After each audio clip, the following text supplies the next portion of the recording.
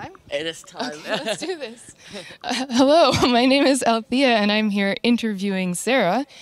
You've been interviewing people all week long, which has been fascinating, but I kind of wanted to hear what you had to say.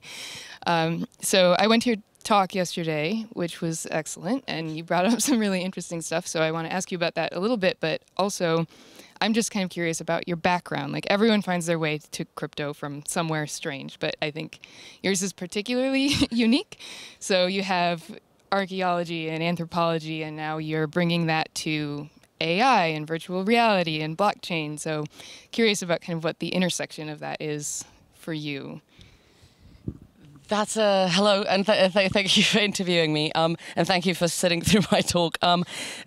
Basically, I don't see technology as anything else but like an extension of like human behavior and like humanity. And I see blockchain, as I was saying yesterday in the talk, blockchain just like a natural evolution of that basically like manifests how humans would behave naturally anyway, just on a much bigger scale, in a trackable way, and globally as well. So I'm actually interested in it from like a decentralized network perspective of how societies form, how the tribes form, how people communicate, how value is exchanged. And basically like all of this was brought together for me. It took me a while before it clicked, but in Parallel Polis, because I was here for 2 years and I've moved fully into research, but like that, this place really helped me like crystallize that. And because the triangle of Parallel Polis is technology, art and science, and the multidisciplinary kind of intersection. And I realized here that I am not weird by combining archaeology and AI, so it kind of gave me the boost I needed, yeah. Cool.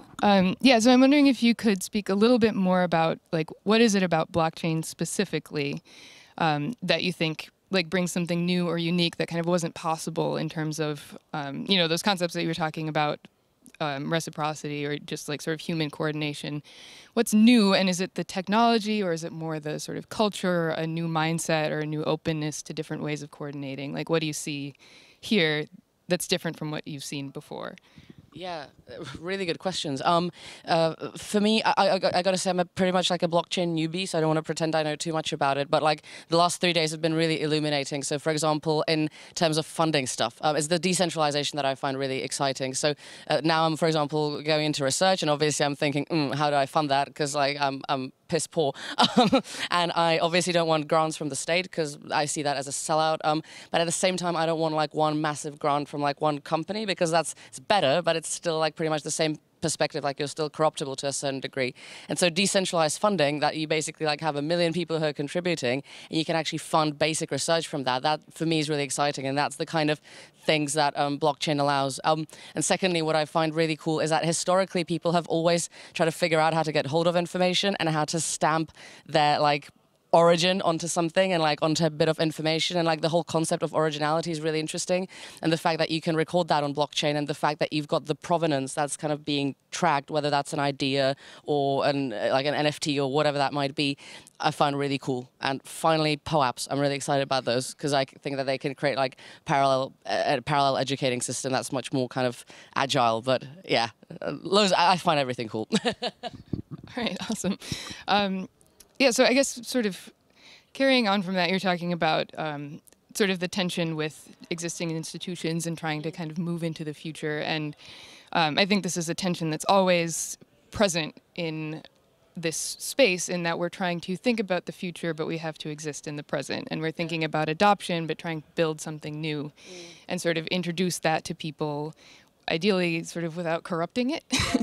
And so I know you're relatively new to this specific space, but I wonder if you have thoughts about sort of like how to build for the future but find validation and acceptance now, or if it's important to find validation at all, or you just sort of do what you're going to do and people think what they think about it. Yeah, I think the last thing that you mentioned, because I've often found in my life that, although it doesn't seem like it, I actually don't have that much self-confidence in a lot of situations. And like, I think just going for it, like when I started, for example, doing talks on like the cross-section of archaeology, AI, I had a lot of people like come to me and say like, nah, this is like bullshit, like you can't do that. But because I loved it so much, I kept doing it. And now it's actually like, it took a long time, but it's like leading somewhere, it's leading to research. When it comes to like where blockchain is going to be, what I find interesting is whether we're going to be replicating the same thing as we see with nation states, whether we're going to be creating the same structures of governance, but just like in the Web3 space. And had a really good discussion with Jared from Status about this today, that basically like the most fundamental thing is for it to be open source, to be transparent, and just to give the people the freedom. And if they create another like nation state, let them, but they need to have the choice to do that. And that freedom for me, I think, is really important. Great. Sorry, I have questions for you. I've forgotten what my next one was. Yeah, so you've studied a lot of history, and throughout history, a lot of people have come up with the thing that they think is like the thing that's going to change everything forever. Yeah.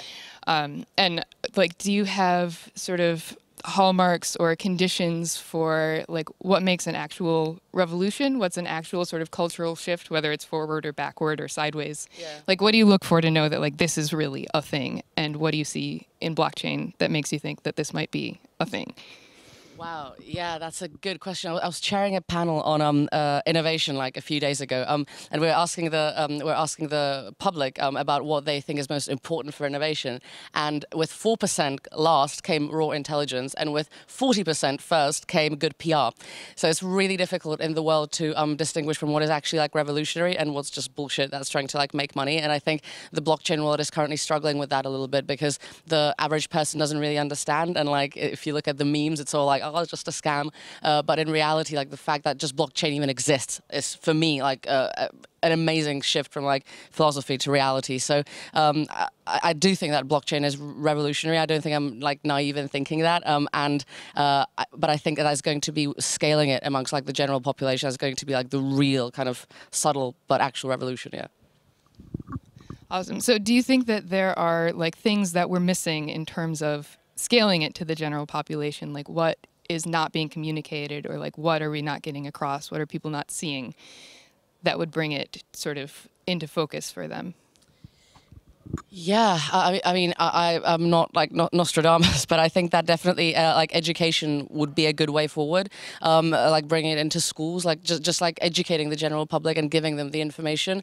And we're talking yesterday with Galaxis about just general popularization, like debullshitting of terms like NFTs, and just like talking a lot. And I've been in the same situation with artificial intelligence, and it's tough because like clickbait articles always sell better. Like you're gonna get more reads on an article that says we created like a humanoid robot like DeepMind goddamn does all the time, rather than, oh, we've got a slightly more like accurate like data classifier. No one cares, although that's what AI actually is. So I think blockchain kind of like stepping back and like teaching it to old people, teaching it to kids, and like just doing more popularization is going to be great.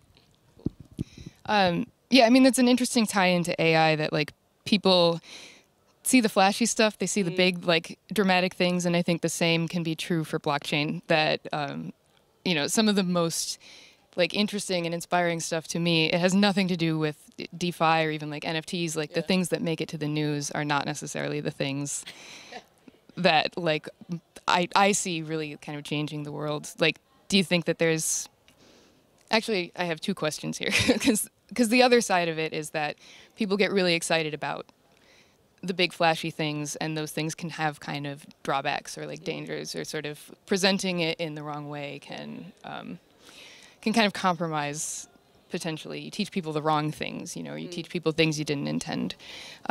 So, like, is there anything, any particular use case or, you know, any particular aspect that you think people just don't see? I know you said POAPs already, but like, at least in this crowd, we've all heard of POAPs now. But then also, are there like limitations or dangers that you think that we might be missing? Yeah, I mean, I'm going to talk about the positive stuff. Yeah, for me, and what I actually hope to do with my research group as well, is that we want to track human behavior on blockchain. So like basically, like for example, genesis of conflict, we want to create that like evolutionary provenance of a certain behavior, which from a historical perspective, I think history is a really great kind of, it can really help with the popularization of explaining it like to the average person. But basically like history is usually written by winners, and like our history books is just like one massive PR campaign. So actually blockchain can help with the transparency, and it can help with the recording of even minute events so that you can like track it back. And actually going completely back, this will revolutionize the way that archaeology history is done. You can do like meta-analysis on it with artificial intelligence intelligence, like finding patterns of behavior. And I think that that's actually like a huge opportunity. Yeah, that transcends time and space. Okay, I think that's our time. Thank you so much, and it's been really great to have your perspective on all of this. So great to meet you. Thanks. Thank you for the questions. Thank you.